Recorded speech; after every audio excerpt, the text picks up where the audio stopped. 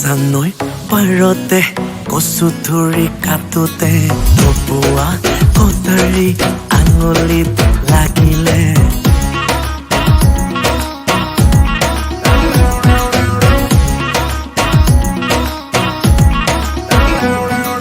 দিছানৈ পাৰতে কচু ধৰি কাটোতে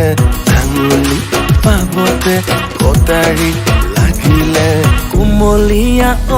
আৰু সৰু সৰু মাছ লালৈ টেঙা দি মোলৈকে ভাজ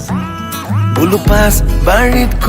জিছে জিলি মেলি খুতুৰা লালৈ চিঙিয়াত কুমলীয়া আগ এখৰা